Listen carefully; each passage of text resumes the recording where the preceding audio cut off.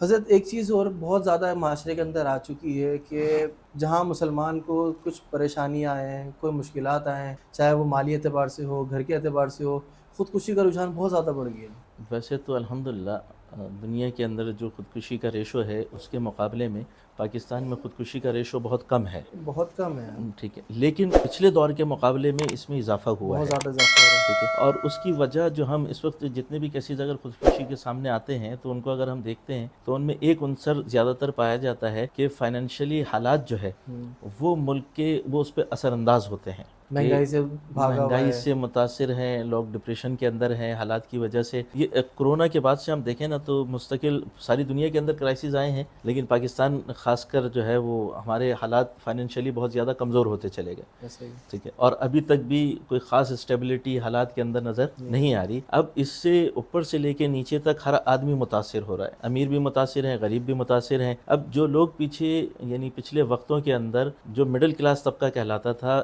جو اپنی گزر بسر کر لیا کرتا تھا، اس کے لیے بھی حالات اس وقت اب مشکل ہو گئے سروائیو کرنا۔ تو پھر بہت زیادہ ڈپریشن، مارکیٹ کا پریشر، تو اب لوگ کہیں نہ کہیں یہ خبر سننے کو ملتی ہے کہ حالات کی وجہ سے، غربت کی وجہ سے، کچھ ایسے کیسز آئے کہ گھر کا بل جمع نہیں کرا سکے تو اس وجہ سے خودکشی کر لی۔ تو یہ گھر میں بچوں نے تنگ کیا، ضد کیا، باپ کہیں سے کچھ لا کے دے نہیں سکتا تھا تو اس وجہ سے باپ نے خودکشی کر لی۔ کہیں ایسے بھی کیسز سامنے آئے کہ جہاں پوری فیملی کو جو ہے وہ باپ نے زہر دیا، خود بھی زہر کھا لیا۔ تو یہ کچھ ملکی حالات کی وجہ سے ایسا نظر آتا ہے کہ لوگ ڈپریشن میں آ کے، اب ان سب کا بھی حل وہی ہے کہ اگر اللہ کی ذات عالی سے جڑیں گے تو اللہ دل کو اطمینان دے گا۔ جب یہ حالات آتے ہیں آدمی ڈپریشن میں جاتا ہے۔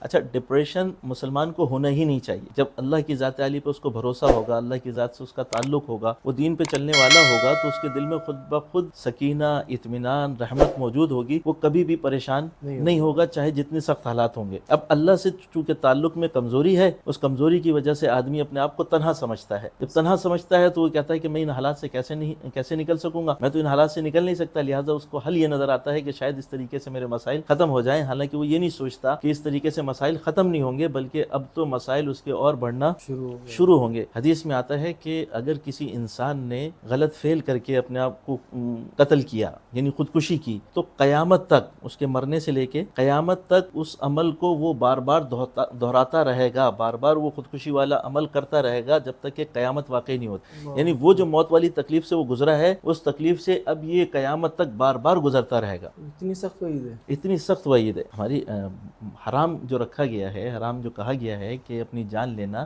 اسلام نے حرام کیا ہے۔ بالکل صحیح ہے، حرام۔ تو اس کی سزا بھی اس وجہ سے ہے کہ پھر یہ اس فعل کو قیامت تک دہراتا رہے گا۔ حرام کیوں ہے؟ حرام کیوں ہے؟ دیکھیں، یہ تو حکمت اپنے احکامات کی اللہ ہی جانتے ہیں۔ اللہ نے ہمیں جو احکامات دیے ہیں اس میں اللہ کی کیا حکمت ہے، اور اس کو اللہ نے کیوں ضروری کیا ہے یا کیوں ناجائز اور حرام کیا ہے، یہ اپنے احکامات کی حکمت کو اللہ رب العزت کی ذات عالی بہت بہترین جانتی ہے۔ ہماری سمجھ میں کہیں کہیں کچھ بات اگر ہماری سمجھ کے مطابق آ جائے تو ہم اس کو اپنی رائے دے سکتے ہیں یا رائے کہہ سکتے ہیں کہ بظاہر یہ نظر آتا ہے کہ زندگی اللہ نے دی ہے اور یہ زندگی اللہ کی امانت ہے، تو ہم اس کو اپنی مرضی سے ختم نہیں کر سکتے۔ یہ اللہ کی دی ہوئی ہے، یہ اللہ ہی کے حکم سے جب اللہ اس کو واپس لیں گے تو لے سکتے ہیں۔ باقی کسی انسان کا اختیار نہیں ہے کہ وہ اللہ کی زندگی کو اپنی مرضی سے ختم کرے۔ تو اس لیے اللہ نے ناجائز اور حرام کہا کہ یہ حرام ہے کہ ایک آدمی اپنے آپ کو قتل کرے اور اپنے آپ کو ختم کرے۔